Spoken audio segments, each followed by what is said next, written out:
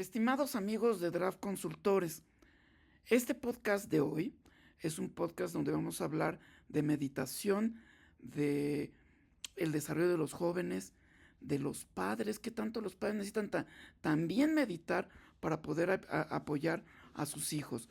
Y hago esta introducción porque este ha sido un podcast largo, pero muy interesante y que probablemente va mejorando conforme va avanzando este proceso del podcast de hoy, y quiero hacer un llamado, una invitación a que traten de verlo completo, dense su tiempo, porque hay muchas cosas. Si ustedes tienen un hijo en edad de orientación vocacional, si ustedes son un padre que le preocupa qué es lo que va a pasar con su hijo, quiere ser cantante de rock y yo siento que se va a morir de hambre, este, ¿cómo se maneja ese diálogo con el joven? Escuchen este podcast y, y denos sus comentarios, nos van a gustar mucho.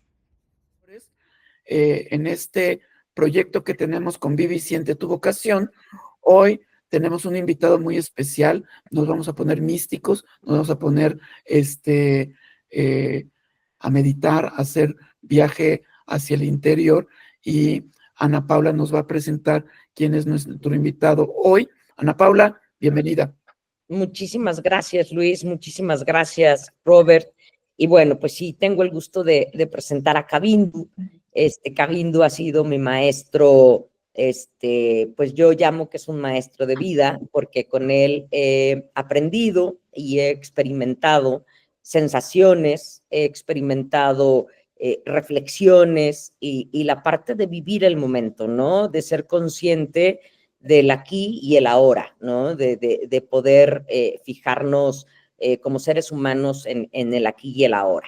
Nosotros, desde un aspecto vocacional, desde un aspecto en donde apoyamos a los jóvenes y apoyamos a los padres de familia, consideré que hay un tema que es fundamental, el poderles explicar y compartir para que todos los chicos y también todos los padres de familia puedan involucrarse en esta práctica. No es una invitación a que se vuelvan meditadores o budistas. Sí, Kavindu ha sido mi maestro en estas dos áreas, pero hemos tocado temas sumamente importantes que en lo personal me han ayudado hasta para poder llevar temas a las escuelas, ¿no? El poder transmitir esta parte de la importancia de ver en dónde estás, de ver qué es lo que quieres ahorita y no imaginarte dentro de 10, 20 años, porque creo yo que esto es un proceso muy difícil, y no nada más para los estudiantes, también para los adultos, ¿no? Entonces, pues presento a Kavindu. Kavindu, muchísimas gracias por acompañarnos.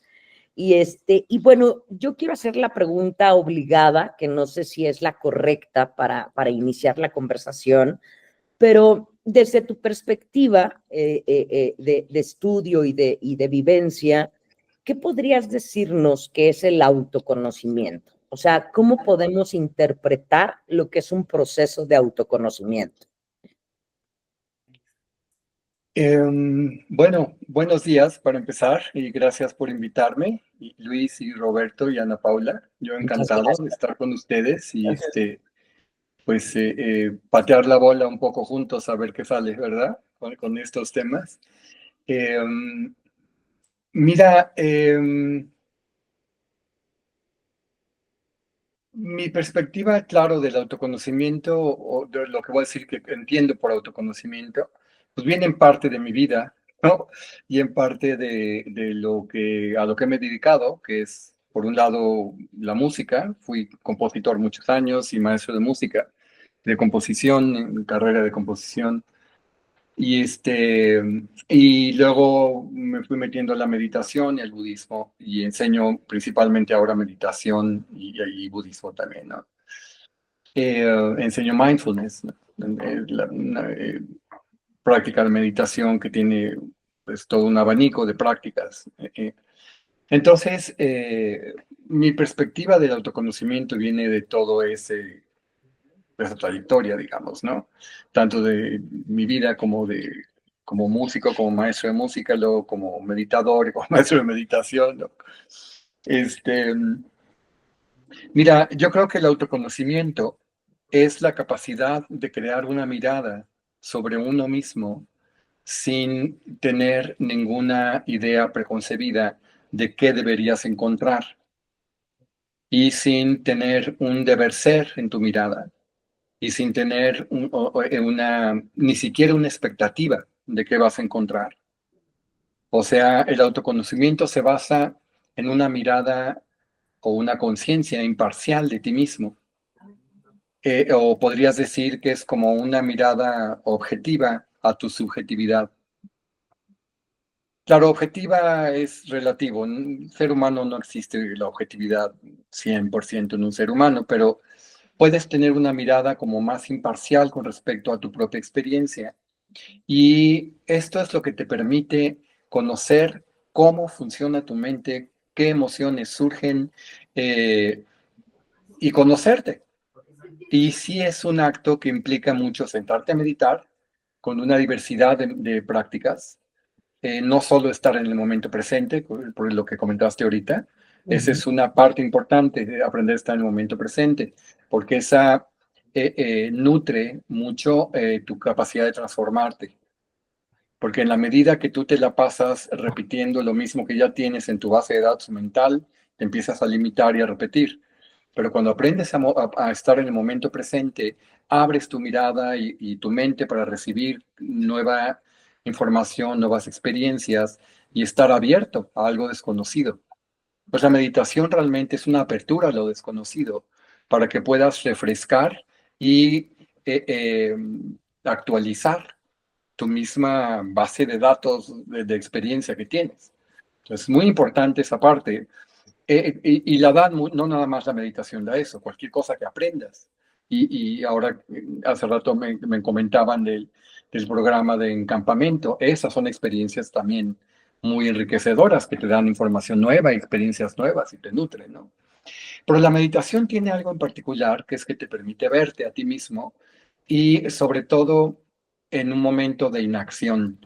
La meditación es una práctica en un sentido pasiva porque no hay, estás quitecito sentado, ¿no? En tu silla o en cojín, algo así. Pero bueno, con el autoconocimiento lo entiendo así. Es una mirada imparcial hacia tu propia experiencia que tienes que aprender a sostener a través del tiempo y aprendiendo a mirar de cierta manera y a ciertas áreas de tu propia experiencia.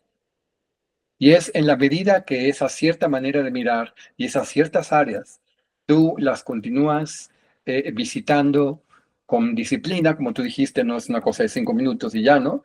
Es una disciplina o una constancia, como todo, ¿no? Todo en la vida realmente, si lo haces con regularidad, te desarrollas en eso, ¿no? Entonces, el autoconocimiento es realmente un camino de desarrollo, como cualquier otro aprendizaje lo es. Aprender piano, escalar, o sea, tengo un sobrino también que escala, ahora que comentábamos en la charla previa, ¿no? Lo de la escalada.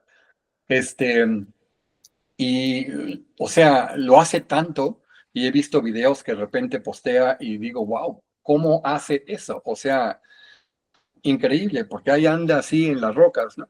Y bueno, su padre está con el Jesús en la boca todo el tiempo, ¿no?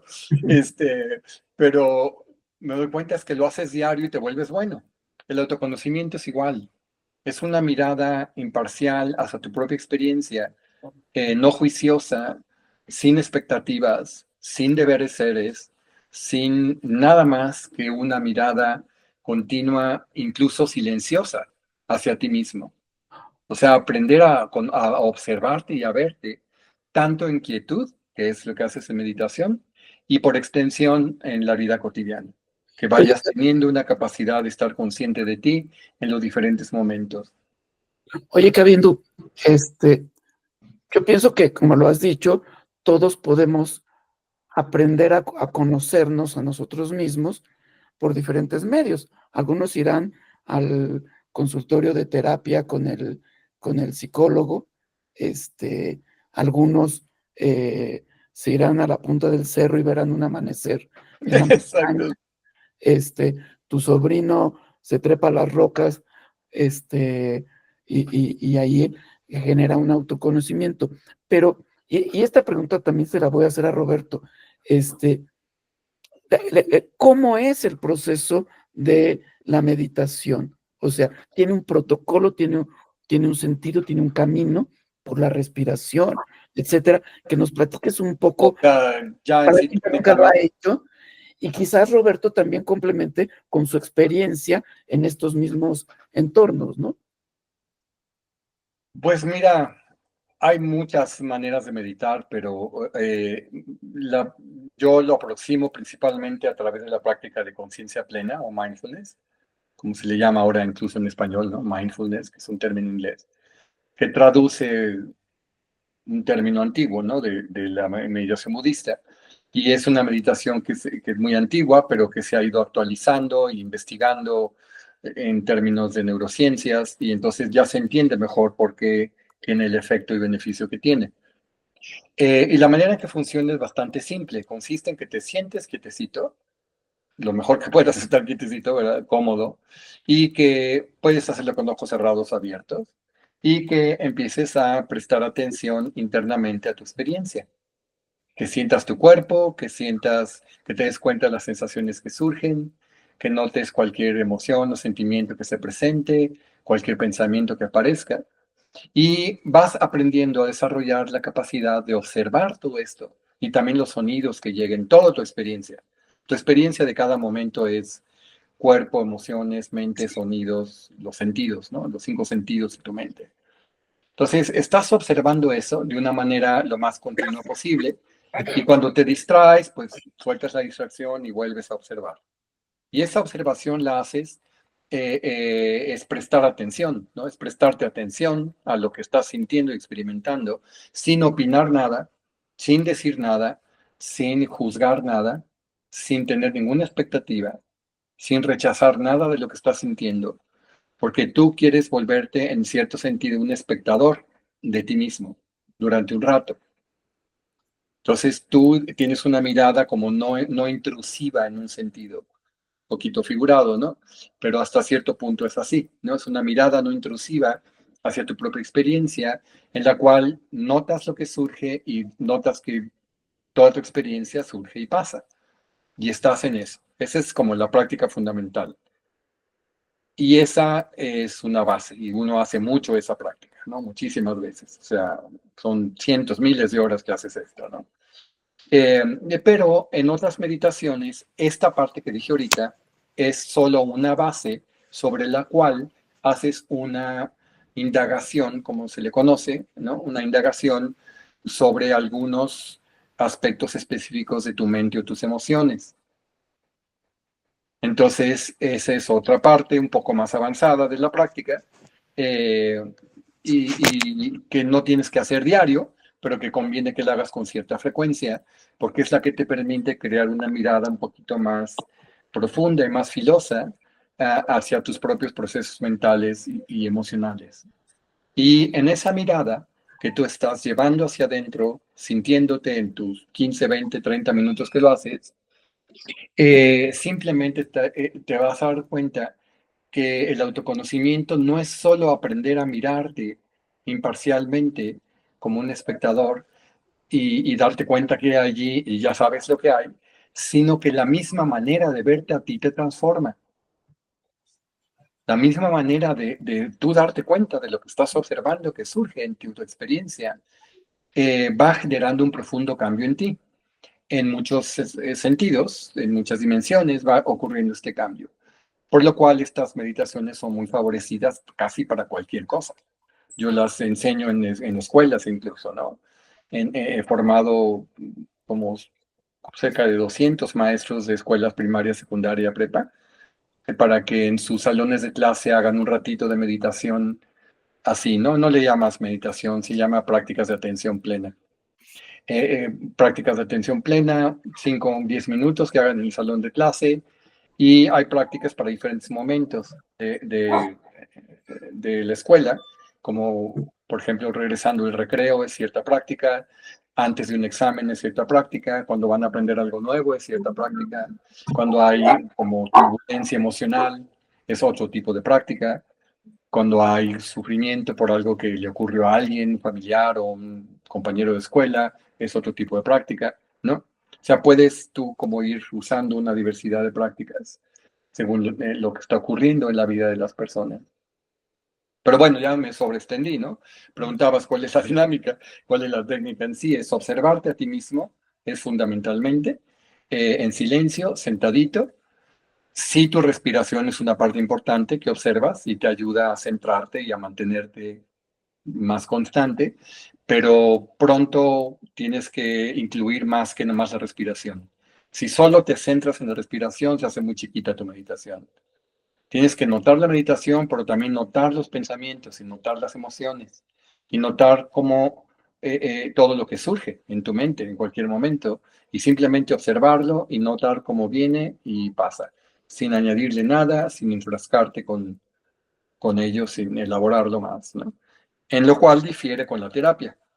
En la terapia en las terapias hay una interacción con un terapeuta en las cuales mucho se basa en la conversación que tú tienes sobre ti. Aquí la conversación se considera un interruptor, o digamos, algo que impide el autoconocimiento. La conversación no la necesitas, porque la conversación va a venir sesgada por naturaleza. Entonces, lo que requieres es nada más aprender a volverte un observador de ti. Y yo creo que vamos a regresar ahorita, que tiene que ver esto con la toma de decisiones de un joven que va a decidir la carrera, etcétera. Como digo, yo conozco sistemas educativos que tienen un fuerte componente de mindfulness. eh, la felicidad se ha convertido en un elemento importante en los sistemas educativos actuales. Entonces, no es para nada trivial lo que estamos platicando ahorita, porque tiene que ver con el conócete a ti mismo, ¿no? Roberto, ¿tú cómo juegas esto de la meditación? Bueno, muchas de las cosas ya las dijo Cabindo. Es un proceso eh, muy personal, es un proceso sin juicios, no se entabla una conversación entre tus pensamientos y tus emociones, simplemente dejas fluir las cosas. Exacto. Para entrar en una comunicación contigo mismo profunda, que no te atrape, que no te enganchen las emociones o las situaciones que llegan a tu mente, sobre Exacto. todo al principio de la meditación. Que las dejes correr y que las sueltes. No trates de resolver nada porque no lo vas a hacer. Simplemente es un escuchar lo que está sucediendo sin, como digo, sin emitir ningún juicio, pero sí darte cuenta de lo que pasa internamente. Completamente. Y algo que es cuando menos que me ha ayudado mucho es a conocer primero mi organismo. O sea, cómo percibo, cómo siento mi corazón, cómo siento mis pulmones, y cómo autocuro o me autosano sin necesidad de utilizar elementos externos como son medicamentos, ¿no? Yo tengo muchos años de no tomar medicamentos. Toda mi atención en ese sentido es natural. La comida sana, las frutas, las verduras, cada vez menos carne. No puedo dejar de comer carne porque me encanta, pero casi, o sea, puedo no comerla una semana y no pasa nada, pero ya sé que me está sirviendo, que mi fortaleza es real, que mi manera de hacer ejercicio, hacer yoga, subirme una montaña, en fin. Entonces sí es un proceso de conocimiento interno muy interesante que hasta que no lo estás viviendo te das cuenta de los alcances que tiene. Es verdad. Pero además tu claridad de tus 5 centros de comando, de las, de la mente, de los sentimientos, de la actividad física, de la intuición, todo eso se van descubriendo de mejor manera y se van exponenciando. O sea, tú puedes tener una mayor claridad de lo que escuchas y de lo que procesas internamente, puedes tener mayor claridad en tu actividad física, puedes tener mayor claridad en tu manera de intuir lo que está pasando en tu derredor. Entonces, también es una parte muy importante que a mí, en lo personal, me ha, me ha servido y me ha ayudado. Yo, Padrísimo, sí, concuerdo. yo tengo una pregunta, Cavindu, bueno, y Robert y Luis.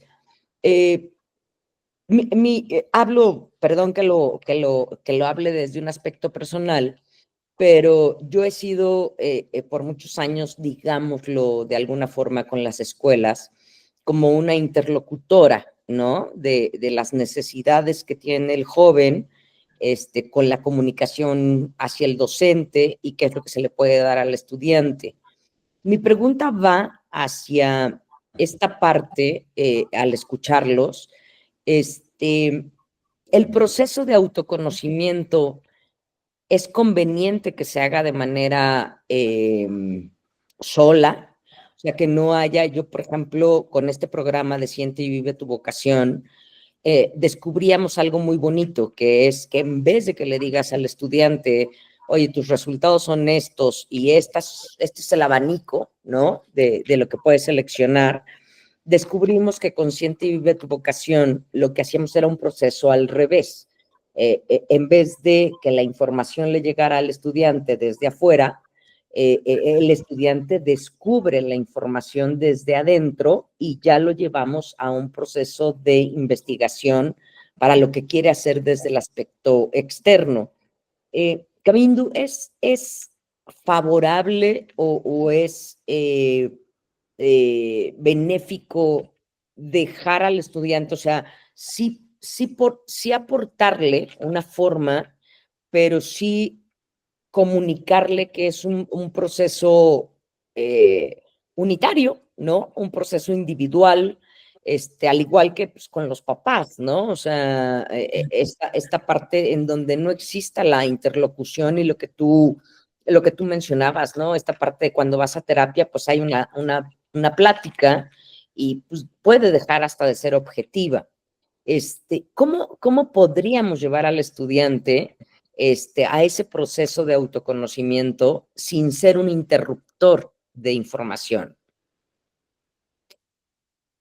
Bueno, yo creo que depende mucho de la edad de la que estás hablando para darte una respuesta, ¿no? Yo creo que si estás hablando alguien que está escogiendo una carrera, a que si alguien que está en la prepa escogiendo o va a escoger un área, como en algunas prepas es, no sé si en todas esto, yo me acuerdo que en la prepa escogías un área, ¿no?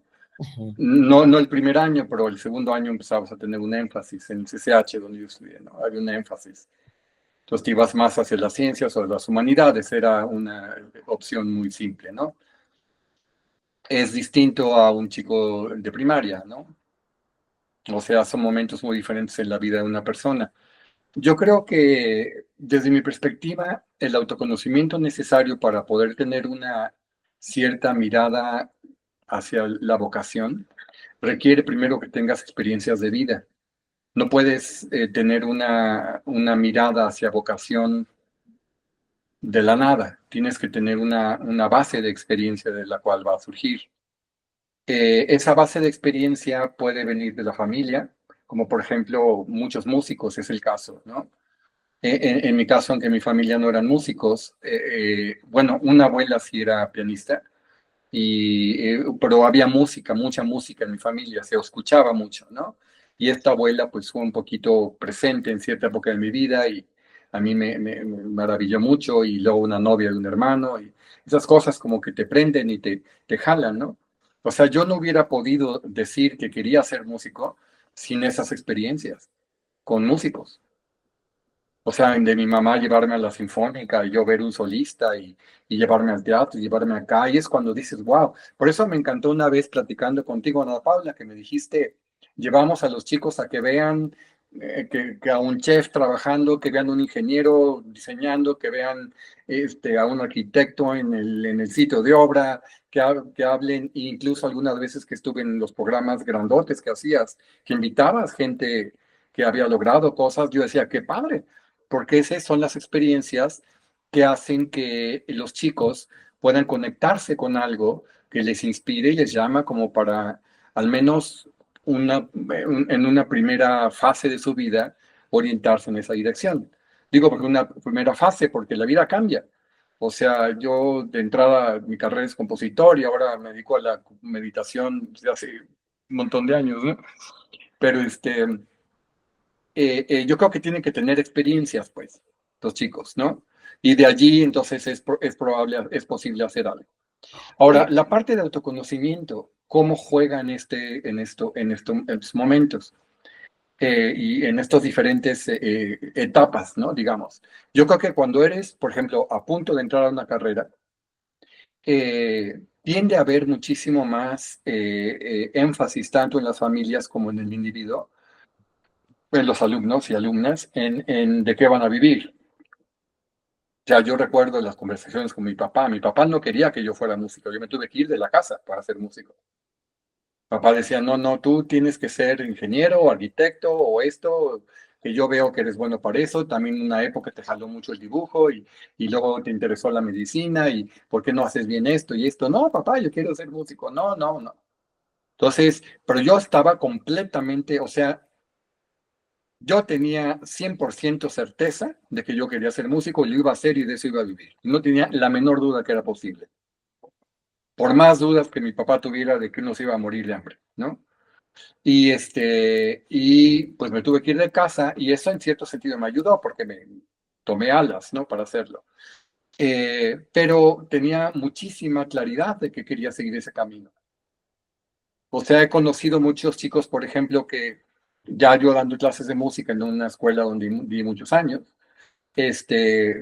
chicos, bueno, cuando llegaban a esa escuela ya sus papás los estaban apoyando, pero a veces estaban condicionados. Los papás les decían, bueno, vas a estar aquí un año y vamos a ver si das el ancho, si no, te vas a derecho, o te vas a tal y te vas al otro, ¿no? Entonces, yo creo que la influencia que hay de los padres y de la expectativa de empleo es una influencia tan grande que, y a la cual se le pone mucho énfasis muchas veces en las reuniones vocacionales y de orientación, que es, bueno, ¿de qué se va a sostener este chico? Necesita generar una economía, ¿no? O sea, finalmente es una perspectiva económica la que te están tratando de infundir. Y yo creo que lo que le puede ayudar, como por ejemplo prácticas como mindfulness, a chicos como de prepa, por ejemplo, que creo que es donde es más crucial ese tema de la vocación, porque en secundaria pues todavía van a pasar muchas cosas, ¿no? Y la prepa van a pasar muchas cosas. Todavía tienen que tener más experiencias para tener un poquito más de dónde pensarle, ¿no? De dónde sacar una cierta motivación. Pero ya en prepa, pues sí, ya se supone que ya tuviste las experiencias y te toca decidir, ¿no? Entonces, yo creo que la meditación te puede ayudar en esos momentos y es muy importante. Yo hice una maestría en mindfulness y hice mi tesis sobre adolescentes justo por esa razón, porque me parecía que era el momento clave en que los estudiantes se encuentran en que, uno, que están viviendo un periodo de independencia. O sea, en la adolescencia comienza el periodo de independencia del ser humano biológicamente pautado. O sea, queremos nuestro rollo. Los chicos ya no quieren que los papás se metan a su cuarto y hay siempre broncas en la casa porque los papás creen que todavía pueden controlar y manejar a los chicos a esa edad, pero los chicos no quieren ser controlados y manejados. Entonces no quieren ni que los papás se enteren de lo que hacen y piensan, pero los papás quieren enterarse de lo que hacen y piensan para cuidarlo. O sea, es un relajo común eso en todo. De hecho, yo enseño en otros países y eso es común en los países donde yo he estado, que son todos occidentales, ¿no? Es decir, que no he enseñado en la India, por ejemplo. He estado en la India, pero no he dado clases ahí, ¿no?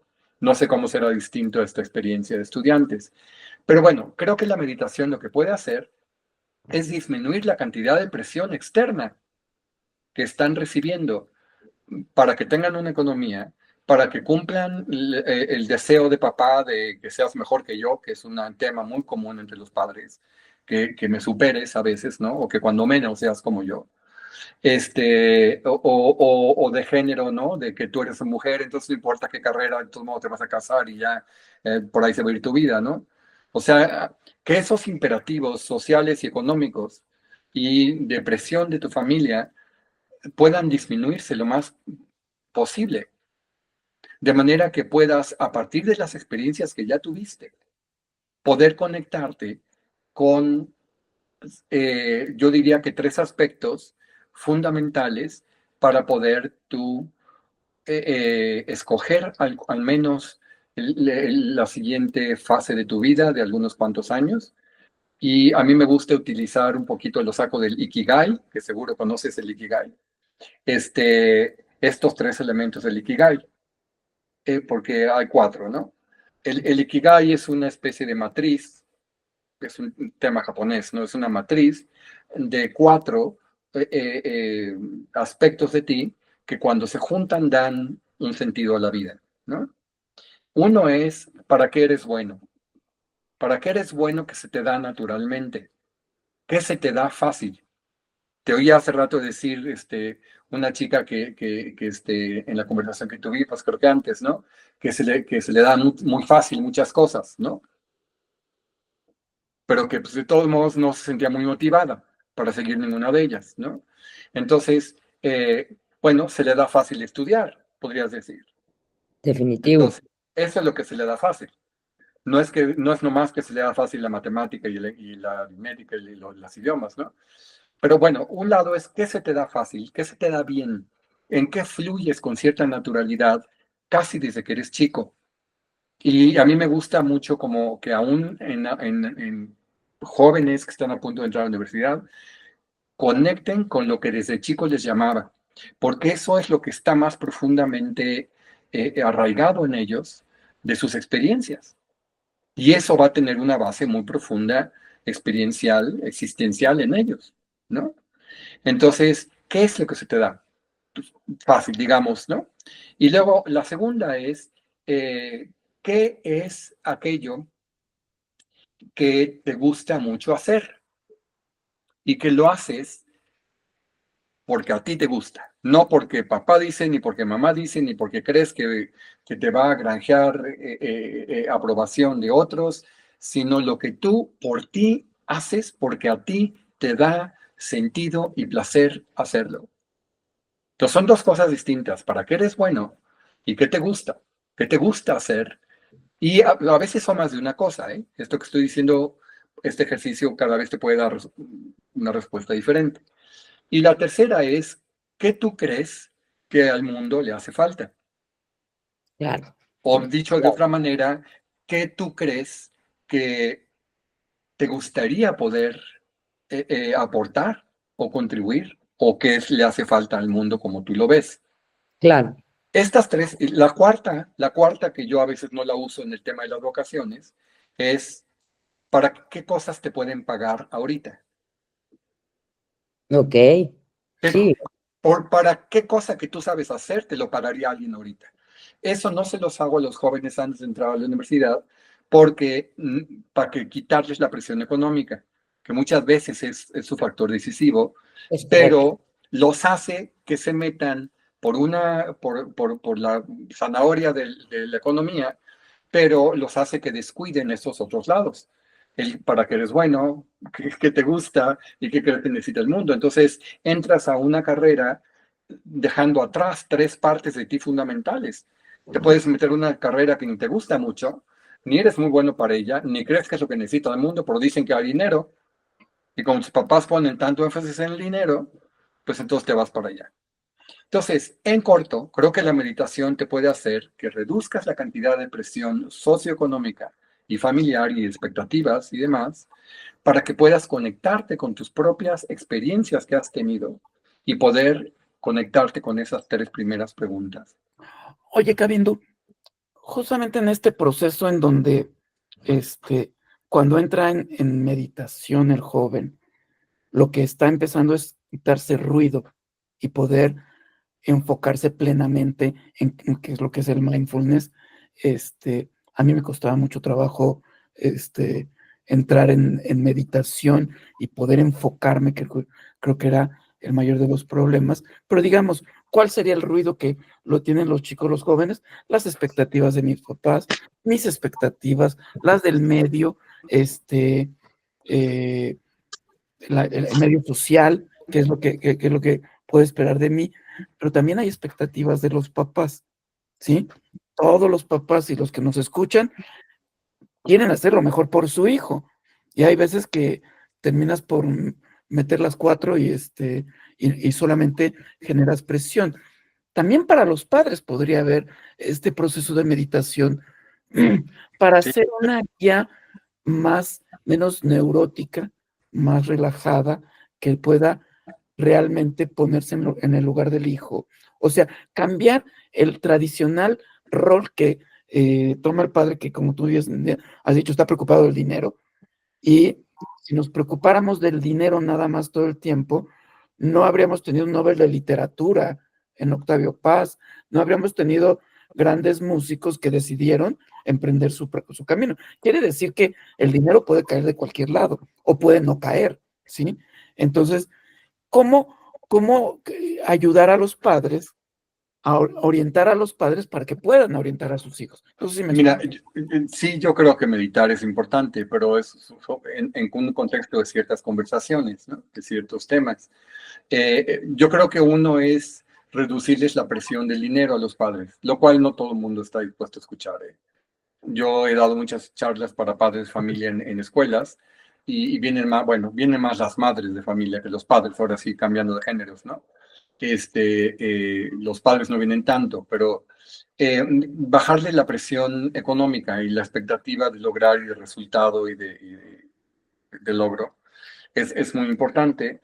Y bajo la conversación o alrededor de la conversación de que si el chico hace y se dedica a algo o se enfoca al menos en una primera fase de carrera, en algo para lo que es bueno, le gusta hacer y cree que el mundo necesita, si con esos tres factores es muy probable que sea exitoso en lo que sea que haga.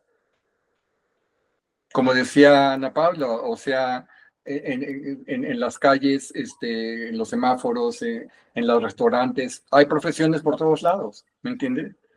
Pero, o sea, si tú haces de todo corazón lo que te gusta hacer, para lo que eres bueno y crees que es un valor que contribuye al mundo, a las personas, etcétera, lo más probable es que eso va a generar una economía.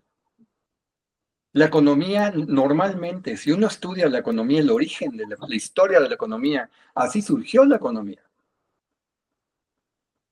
Gente haciendo para lo que era bueno, que le gustaba, que veía que otros necesitaban y les venía bien y que estaban dispuestos a pagarlo. claro. Entonces, olvídate del dinero. El dinero vendrá siempre y cuando estas otras tres partes estén allí.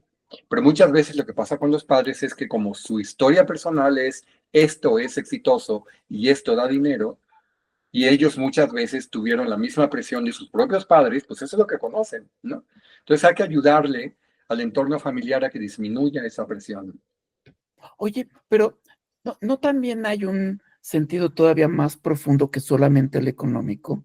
O sea, la relación mía única con mi hijo, ¿sí? Porque en este momento se pone a prueba, creo yo, la relación padre e hijo, y y entonces entran miedos, entran cosas, entra el amor, ¿sí? Que sientes como padre, pero, o sea, se ponen un rejuego de emociones en el juego que también juega. No digo que lo económico no sea, por supuesto que es una parte del tema, pero también entra esta relación que tengo, además porque es un adolescente y ya se me puso se me puso rezongón, y y yo soy un padre que quizás haya sido más autoritario de lo que yo hubiera querido. O sea, se pone en juego mi relación con seguramente la persona que más quiero en el mundo, junto con mis demás hijos, ¿no? Los que tengan, ¿no? Entonces, Yo creo que también ahí juega mucho, y el meditar también al padre le puede hacer mucho bien. Perdón, antes de que me responda Camilo, Roberto quería decir algo. Y Roberto levantó la manita. Sí. Sí, a mí me resulta muy interesante lo que se está comentando porque el panorama se está abriendo de manera muy, muy, muy hermosa. Yo estaba pensando en que las expectativas externas, de la gente que nos rodea, sobre todo en esa época de estudiantes de prepa, hace en nosotros como jóvenes unos ruidos internos impresionantes e incontrolables. Completamente. Entonces, ese ruido interno, ese diálogo que tenemos internamente con nosotros mismos, nos va afectando demasiado. Exacto. Entonces, esos procesos de meditación y de reflexión nos van ayudando desde esas edades. El meditar per se ya es benéfico cuando lo intentamos. No sé si con el mejor sistema o no, pero ya cuando lo intentamos ya sucede algo. Pero además, eso nos lleva a saber escuchar. Cuando estamos en una reunión de lo que sea, del tema que a lo mejor nunca hemos tocado, nunca nos ha preocupado, si sabemos escuchar, seguramente aprenderemos algo. Exacto. Y esta parte de escuchar silenciosamente nos hace mucho bien, porque no tenemos juicios, no tenemos expectativas, y de ahí surgirá el zumo o el jugo de lo que sí queremos investigar sobre ese tema, y ya nos iremos interiorizando en otras cosas que quizás hasta ese momento no nos habíamos dado cuenta. Y finalmente, obtenemos, después de estos procesos de meditación y de escuchar de manera silenciosa y poner atención, resulta que encontramos motivaciones personales muy íntimas que no nos habíamos dado cuenta. Entonces yo creo que este proceso de meditar y de encontrar un mecanismo de conectarnos con nosotros mismos nos lleva a este proceso de conocernos más íntimamente y poder tomar decisiones mucho más acertadas, en donde intervenga sí la cuestión del éxito, sí la cuestión del dinero, sí la cuestión de la satisfacción personal, sí la cuestión de la ayuda a la comunidad o al mundo que me toca vivir.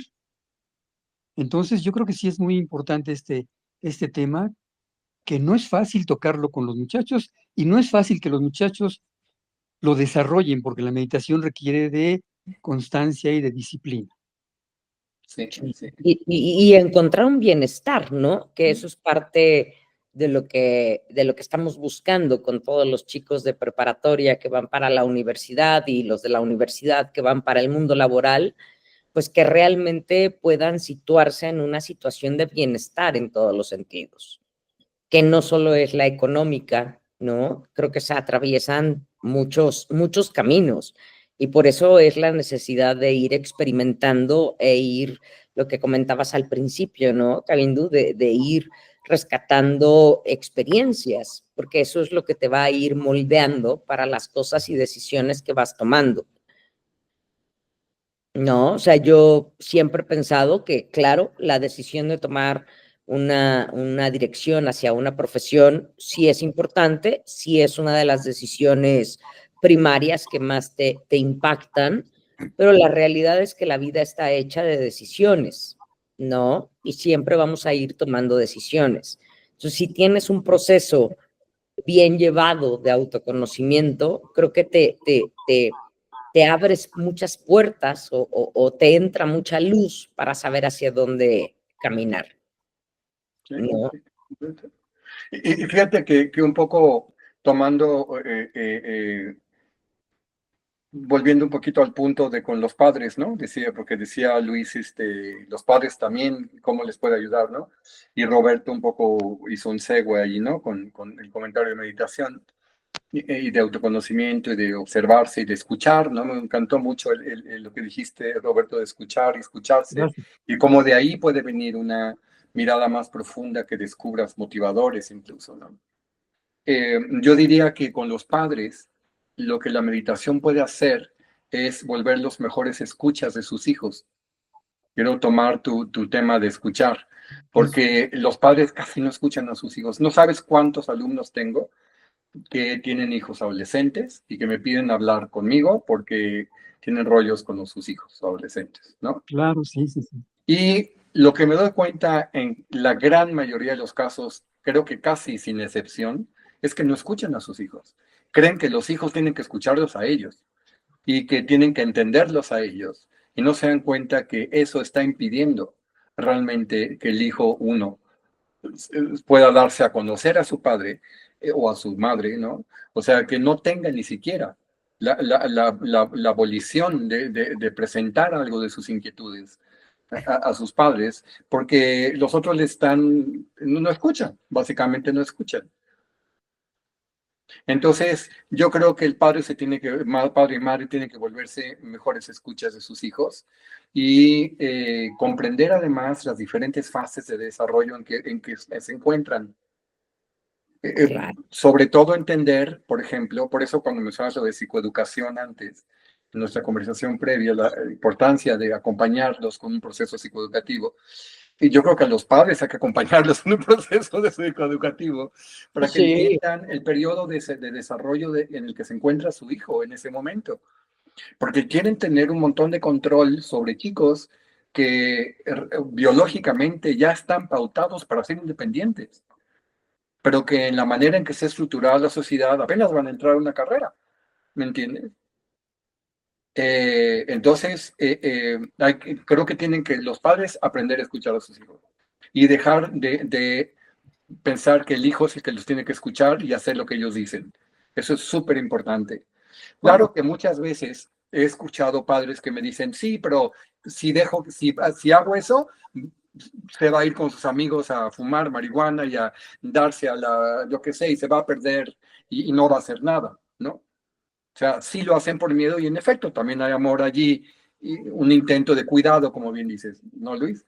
En toda la motivación del padre. No iba yo por en ese ejemplo en particular. Sí, un ejemplo en particular no queda muy bien, es cierto. Sí. Yo pienso que, por ejemplo, hay padres que son muy dados al control, muy controladores, y que empiezan a sufrir cuando el hijo se les vuelve adolescente, porque ahí es cuando el hijo empieza a tener criterio propio y a decir, no estoy de acuerdo, no voy a hacer esto que me dices, y se vuelve la relación conflictiva, pero tiene que ver con el modelo de educación que el padre ha decidido. Entonces, también hay un tema de autoevaluación, de autocrítica, de cómo la estoy llevando.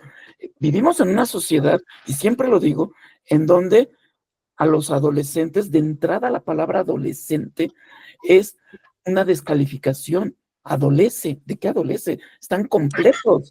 Sí, están completos.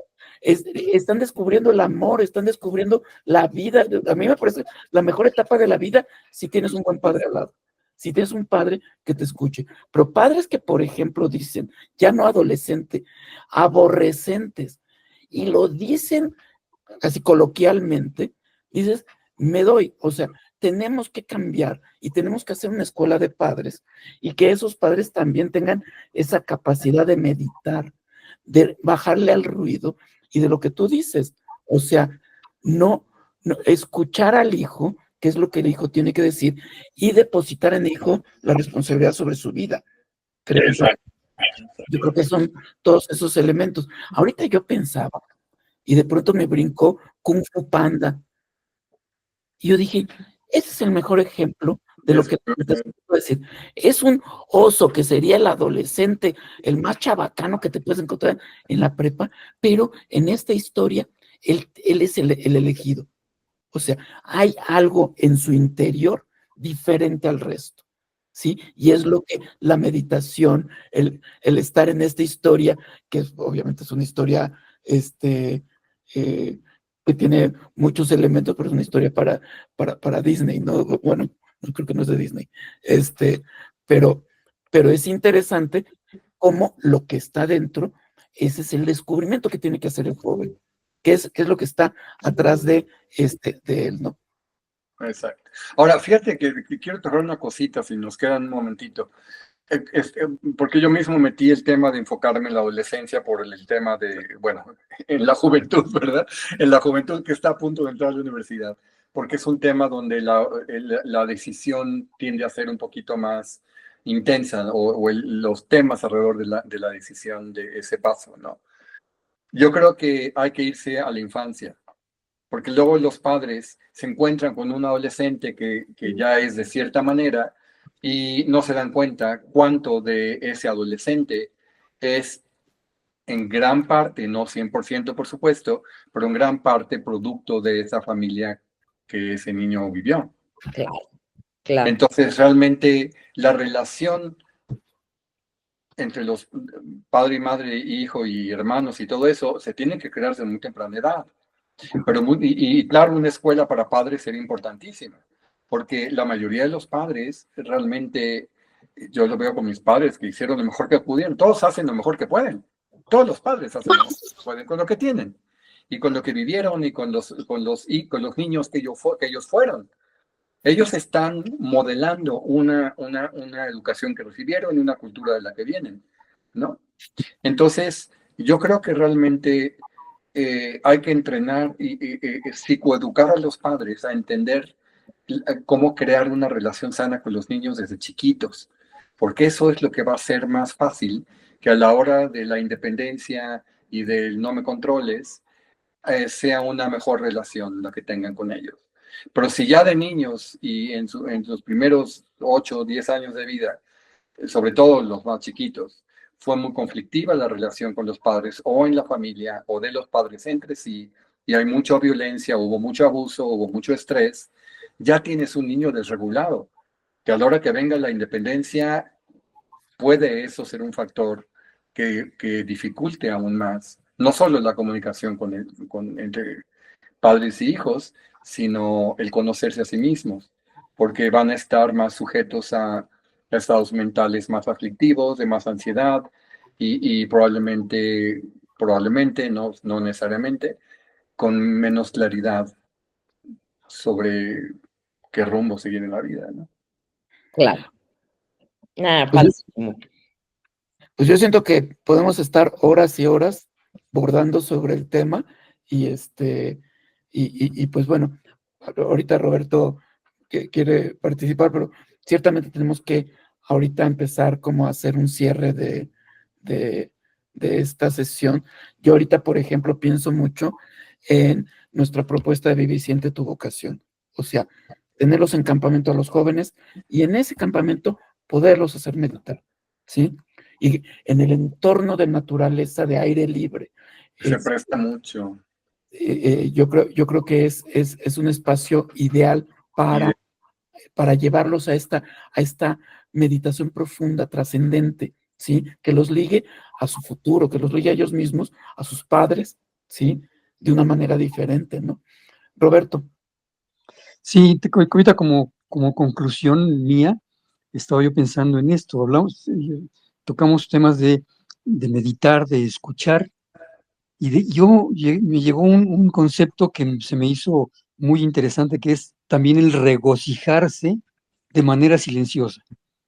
Si el joven, al escuchar, al meditar, se regocija silenciosamente, seguramente descubrirá cosas que hasta ese momento le habían costado mucho trabajo o no encontraba la solución de salida.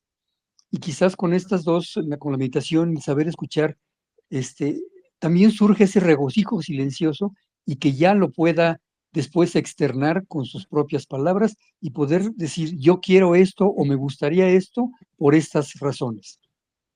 Entonces, para mí esa sería la conclusión, la meditación, el escuchar y el regocijo silencioso que luego se convierta en una propuesta más sólida y más concreta. Buenísimo. Sí, a mí mis conclusiones es, escuchándolos, creo que tenemos que ampliar nuestro programa para papás. Creo que sería algo ideal, ¿no? Y lo que dice Kavindu, ¿no? Para papás que tienen chiquititos, o sea, para que sea verdaderamente un proceso que les ayude ya en el momento en que el estudiante está en este proceso, que sí, hasta biológicamente ya están en una etapa de decisión, ¿no? Y que siempre los paras, ¿no? Ya está en el proceso de decisión y viene todo un conflicto, los padres se preocupan, en vez de dejarlos en libertad y demás, ¿no? Entonces, creo que podemos extender a papás, pero con este tema, Cavindu, yo creo que nos da para mucho seguir explorando y si nos permites, pues seguir en contacto contigo y hacer cosas con grupos. Creo que podríamos hacer cosas muy padres con grupos. ¿Cómo no? No, ahora que Invitarte a los campamentos. sí, nos vamos Ándale, a sí, llevar a sí, sí. Cavindu a los campamentos, a escalar Cavindu. Sí, sí. Bueno, yo lo veo desde abajo, ¿verdad? Ah, Traemos a tu sobrino. Invito al sobrino, sí, sí. No, y él entrena gente y todo eso, es un buenazo. wow. Yo, por ejemplo, una conclusión que hago es que independientemente de lo que opinen los actores involucrados, esta etapa de la adolescencia es una etapa maravillosa, pero que hay que saber tratarla, ¿sí?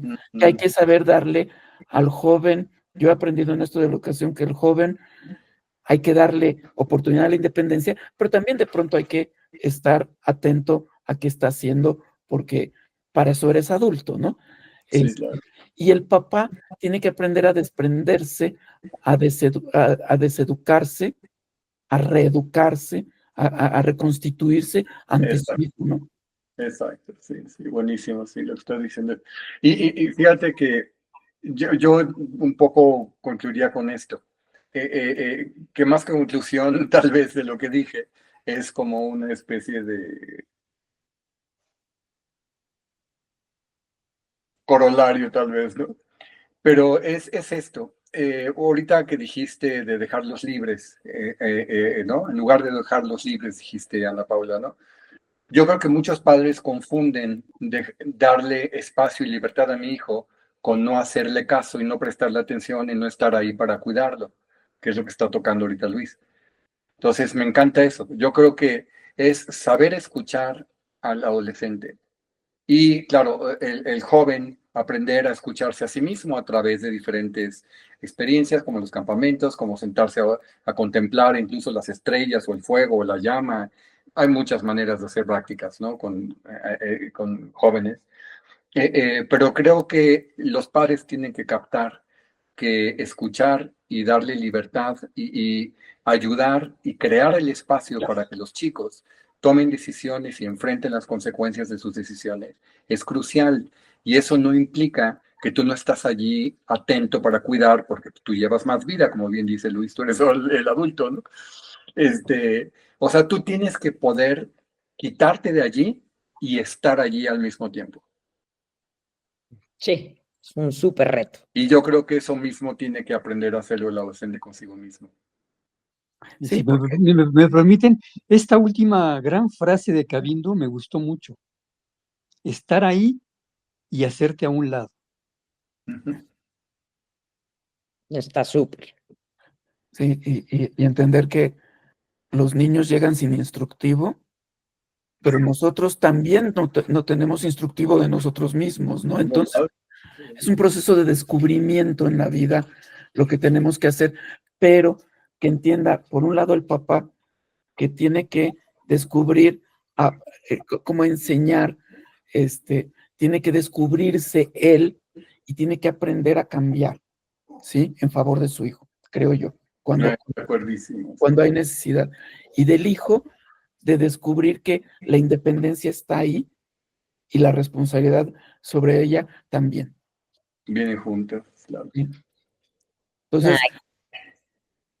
pues a mí me pareció sumamente profundo todo lo que tocamos el día de hoy, como los otros episodios que hemos tenido aquí en este podcast de Vive y Siente tu Vocación, y que nos acerca mucho a este objetivo que tenemos del campamento, porque es un campamento de experiencias, de sentimientos, de meditación, de reflexión de los chavos, ¿no? Entonces, cabiendo,